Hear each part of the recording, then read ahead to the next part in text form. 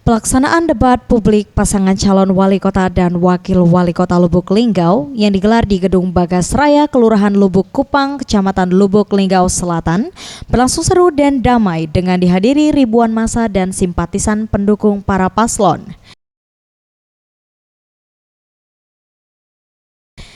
Adapun panelis dalam debat kandidat Pilkada Lubuk Linggau ini, yakni mantan penasihat KPK Abdullah Heha Mauha, mantan Wakil Menteri Hukum dan HAM Denny Indrayana, serta pengamat politik Universitas Sriwijaya Febrian.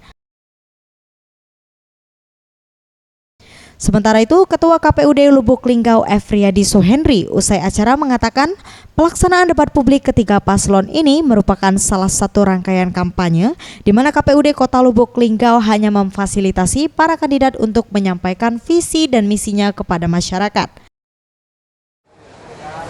Nah, ini adalah bagian daripada kampanye pasangan calon yang kita dari KPU hanya memfasilitasi.